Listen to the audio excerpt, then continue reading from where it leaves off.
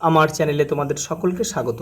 আজ আমরা ক্লাস 6-এর রায় মার্টিন প্রশ্নবিচিত্রা থেকে ভূগোলের দ্বিতীয় পর্যায়ক্রমিক মূল্যায়নের তৃতীয় স্কুল সলভ করব।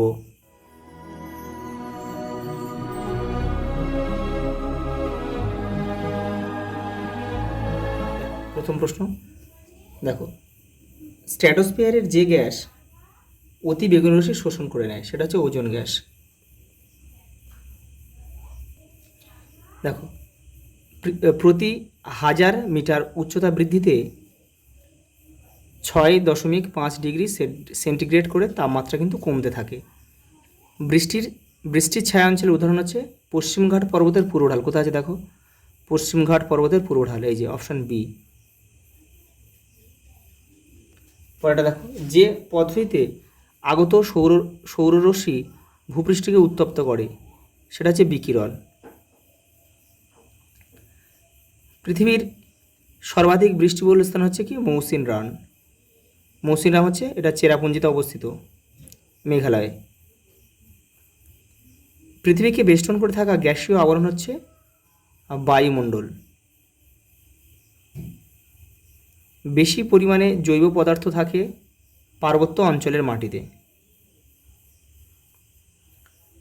রাগি, বাদাম, তামাক, ধান, ছোলার চাষ হয় কোন মাটিতে? লাল মাটিতে। মহাকাশ স্টেশন থাকে কোথায়? এটা হচ্ছে এক্সোস্ফিয়ারে কিন্তু থাকে। কৃত্রিম উপগ্রহ, মহাকাশ স্টেশনে সবই এক্সোস্ফিয়ারে থাকে।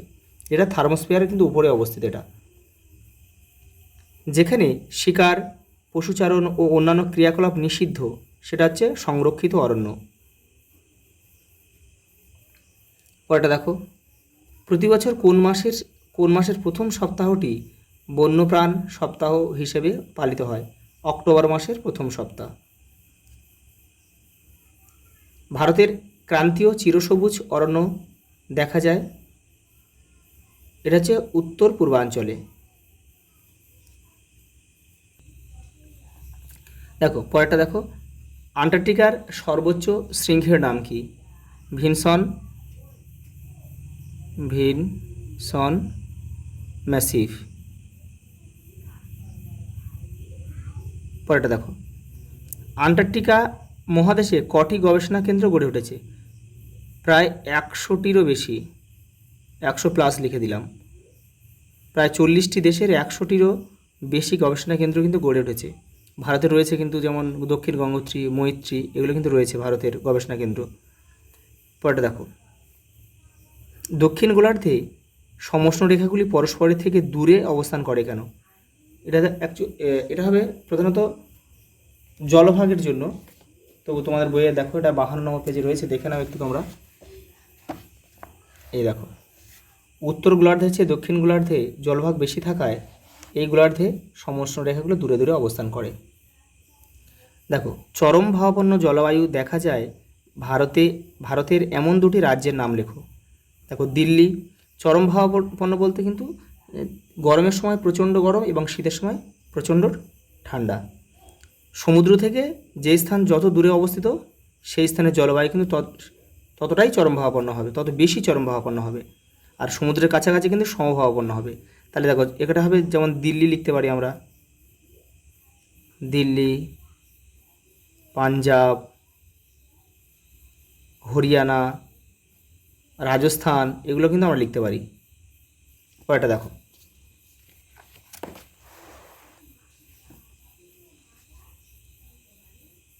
ক্রান্তীয় পাতাঝরা অরণ্যের প্রধান গাছগুলি কি কি? শাল, সেগুন, চন্দন, পলাশ, শিমুল।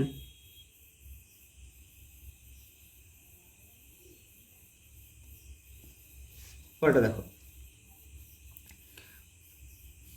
কোন অঞ্চলে চিরতা পাওয়া যায়?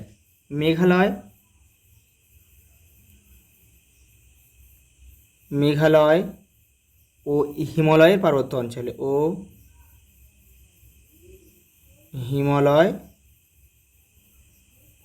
পার্বত্য অঞ্চল। একটি জাতীয় উদ্যানের নাম লেখো। Corbett. Corbett national park, Corbett, কাজিরাঙাটা অভয়ারণ্য, এটা জাতীয় উদ্যান হচ্ছে করবেট লিখবো আমরা। পরেরটা দেখো, ভারতের কোন অরণ্যে সিংহ দেখতে পাওয়া যায়? গির অরণ্যে। এটা কোথায় অবস্থিত? গুজরাট।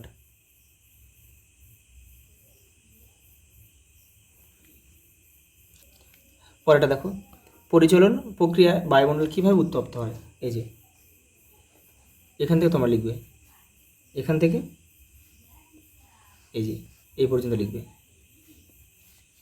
পরেরটা দেখো, সিমলাতে বেশি ঠান্ডা পড়ে কেন?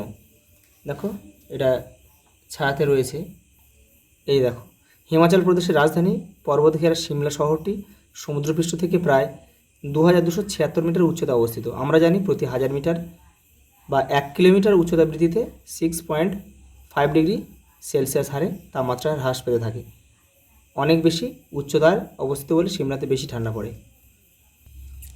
পরের প্রশ্ন দেখো, মেঘালয়ের চেরাপুঞ্জিতে প্রচুর বৃষ্টিপাত হওয়া সত্ত্বেও চাষবাস বিশেষ করা যায় না কেন? দেখো এটা দেখো, ছায়া প্রকাশনের বইয়ে রয়েছে, এটা দেখো, এই যে চেরাপুঞ্জিতে প্রচুর বৃষ্টিপাত হয় কিন্তু কৃষিকাজ হয় না কেন, এটা এখান থেকে তোমরা লিখবে। দেখো চাষবাসের জন্য কিন্তু বৃষ্টিপাত অত্যন্ত প্রয়োজনীয়, কিন্তু সেটা কিন্তু নির্দিষ্ট পরিমাণে, এবং চেরাপুঞ্জিতে অত্যাধিক পরিমাণে বৃষ্টিপাত হয়, সেই জন্য কিন্তু কৃষিকাজ করা যায় না। পরের প্রশ্ন দেখো, মাটি ক্ষয় হওয়ার প্রধান কারণগুলি ব্যাখ্যা করো। এই দেখো, এই যে রয়েছে, এই যে এখান থেকে এটা লিখবে। পরেরটা দেখো, আন্টার্কটিকাকে বিজ্ঞানের মহাদেশ বলা হয় কেন? তোমাদের বইয়ের 42 নম্বর পেজে রয়েছে, দেখো এই যে আন্টার্কটিকা বিজ্ঞানের মহাদেশ, এই যে এটা লিখবে, সব এই পর্যন্ত লিখবে। পরের প্রশ্ন দেখো, মেরুজ্যোতি কাকে বলে? 40 নম্বর পেজে রয়েছে, দেখো তোমাদের বইয়ের, এই যে দেখো, মে আগস্ট মাসে এটা কিন্তু আন্টার্কটিকায় লিখতে হবে, এখান থেকে আন্টার্কটিকা শব্দটা জুড়ে দেবে, দিয়ে এখান থেকে লিখবে এই পর্যন্ত। এ দেখো আলোর ছটা বা মেরুজ্যোতি দেখা যায়। পরের প্রশ্ন দেখো,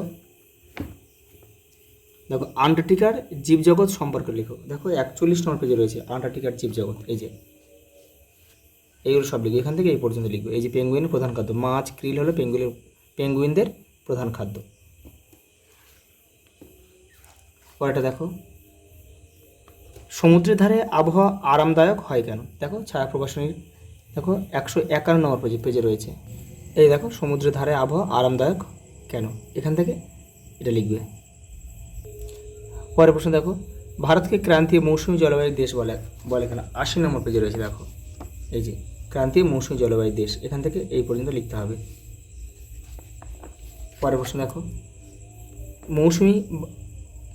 মৌসুমী বায়ুর বৈশিষ্ট্যগুলি কী কী? 81 নম্বর পেজে রয়েছে তোমাদের বইয়ে, দেখো এই যে হলুদ বক্সে রয়েছে, 4টে রয়েছে, 1 2 3 4, এটা লিখে দেবে। পরেরটা দেখো, ভারত পশ্চিমী ঝঞ্ঝা কাকে বলে? দেখো 82 নম্বর পেজে তোমাদের বইয়ের উত্তরটা রয়েছে, দেখো পশ্চিমী ঝঞ্ঝা, এই যে শীতকালে মাঝে মাঝে 2-4 দিন, এখান থেকে লিখবে এই পর্যন্ত। পরের প্রশ্ন দেখো, জলচক্র প্রক্রিয়াটি চিত্রসহ ব্যাখ্যা করো। দেখো 34 নম্বর পেজে রয়েছে তোমাদের বইয়ের, এই দেখো এই ছবিটা রয়েছে, আর এটা তোমরা লিখবে, এটা পুরোটা দিয়ে দেবে।